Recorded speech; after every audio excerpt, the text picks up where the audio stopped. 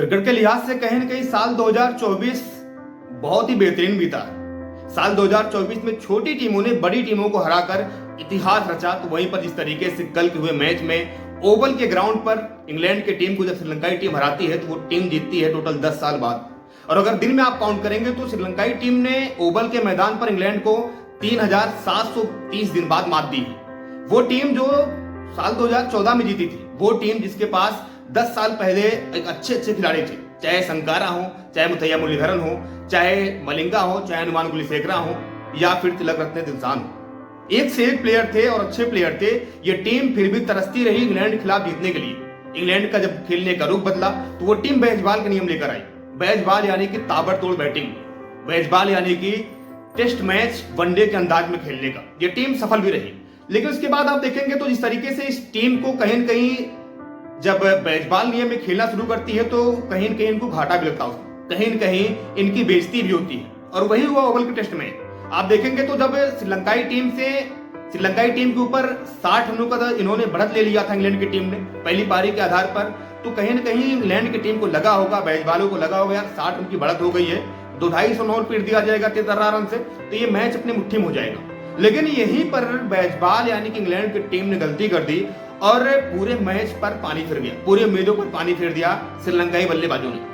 Target बहुत बौना साबित हो गया जब श्रीलंकाई बल्लेबाज खेलने उतरते हैं, क्योंकि पहले दिन जब स्टंप होता है तो वहां पर श्रीलंकाई टीम 94 रन बनाती है मात्र 1 विकेट के नुकसान पर। पथुम निशंका और कुशल मेंडिस, मानो ऐसा लग रहा था कि बैजबाल का नियम ये लेकर आए, मानो ऐसा लग रहा था कि ये लोग T20 मैच खेलने आए हैं टेस्ट मैच में।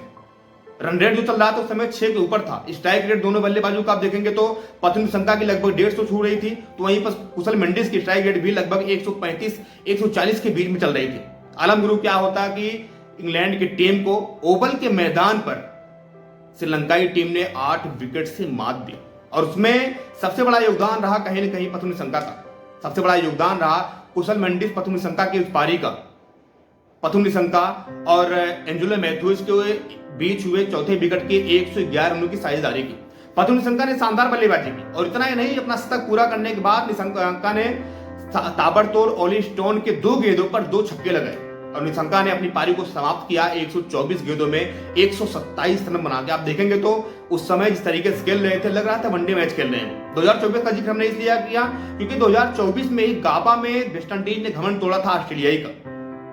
2024 में ही 23 साल बाद पाकिस्तान को बांग्लादेश ने हराया था। 2024 में ही ओवल के मैदान पर इंग्लैंड के बैटबालों को श्रीलंकाई बल्लेबाजों ने मात दी थी, वो भी 8 विकेट से। आप देखेंगे जिस तरीके से तो 10 साल बाद इंग्लैंड की टीम जीतती है, उसके साथ साथ निशंका ने शानदार बल्लेबाजी की। पहली पारी में 50 रन, दूसरी पारी में 100 रन और दोनों बार उनका जो स्ट्राइक रेट था वो 100 के ऊपर था। उसके साथ साथ इंग्लैंड में चौथी पारी में जीत मिली, यानी कि चौथे दिन आप जब बल्लेबाजी करने आते तो लोग कहते हैं पिच थोड़ी टूट जाती है। और वैसे भी जो श्रीलंकाई टीम है वो स्पिन पिच पर अपने आप को ज्यादा महफूज पाती है, लेकिन ओवल की जो पिच थी वहां पर गेंदबाजों के लिए बहुत बढ़िया था। लेकिन लहरू कुमार ने शानदार गेंदबाजी की, शानदार यहाँ पर योगदान दिया पथुम निशंका ने, कुशल मेंडिस ने, कमंदू मेंडिस ने और साथ ही साथ लहरू कुमारा ने भी। हर किसी ने बताया यार देखो सनत जयसूर्या हमारे कोच हो गए हैं और सनत जयसूर्या की कोचिंग में हमने इंडिया जैसी टीम को वनडे में मात दी थी। सनत जयसूर्या अपने जमाने एक बहुत महान प्लेयर थे, वो जीतने की जो आदत थी श्रीलंकाई टीम को, जब ये लोग रिटायर होते हैं, यानी कि यहाँ पर आप देखेंगे तो सनत जयसूर्या, तिलक रत्ने दिलशान, एंजेलो मैथ्यूज मान लीजिए खेल रहे हैं, उसके साथ साथ मलिंगा हो गए या कुमार संकारा हो गए, नुमान कुलशेखरा हो गए। जब ये लोग टीम से संन्यास लेते हैं तो श्रीलंकाई टीम का जो बैटिंग लाइनअप था या जो जीतने का जब्बा था वो बैकफुट पे चला गया था। लेकिन जब सनत जयसूर्या को यहाँ पर हेड कोच बनाया जाता है तो सनत जयसूर्या एक बार फिर से श्रीलंकाई टीम को जीतने की आदत दिलाते हैं, वो जीतने की पटरी पर लेकर आते हैं। और वो जीत शुरुआत जो होती है वो श्रीलंका में होती है जब टीम इंडिया को श्रीलंकाई टीम ने वनडे सीरीज में मात दी थी। और वो जीत अभी भी बरकरार है जब ओवल के मैदान पर श्रीलंकाई टीम ने इंग्लैंड को 8 विकेट से मात दी, 1-2 विकेट से नहीं। और ये जीत जो ना बहुत ही आप कह सकते हैं बौना बना दिया था श्रीलंकाई बल्लेबाजों ने, खास करके निशंका ने। निशंका को तो लग रहा था कि वो वनडे खेलने आए, स्टार्टिंग में T20 खेल रहे थे, बीच में जब कुशल मेंडिस का विकेट जाता थोड़ा आराम से खेलते हैं, लेकिन उसके बाद फिर से वही रफ्तार पकड़ते हैं और देखते देखते 219 रनों के टारगेट को वो इतना बहुना साबित कर देते हैं कि 124 गेंदों में 127 रनों की पारी खेल जाते हैं, चौके छक्कों की बरसात लगा देते हैं। क्या क्रिस वोक्स, क्या ओली स्टोन, क्या क्रिस एगस्टन, हर किसी को आड़े हाथों लिया और हर किसी की धुनाई करते रहे, हर किसी की पिटाई करते रहे। चौथे दिन की अगर बात करेंगे तो इस तरीके से आप देखेंगे खेल का जब शुरुआत होता तो वहां पर 94 रनों पर मात्र एक विकेट था।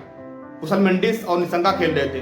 कुशल मेंडिस का जब विकेट जाता है तो एंजेलो मैथ्यू जाते हैं, पारी को संवारते हैं, अपनी पारी को पहले पुचकारते हैं, आगे लेकर बढ़ते हैं, लेकिन निशंका जो थे वो रुकने का नाम नहीं ले रहे थे। वो लगातार मानो ये मन बना कर आए थे कि बैजबाल अगर इंग्लैंड खेलता तो हम भी बैजबाल ही खेलेंगे।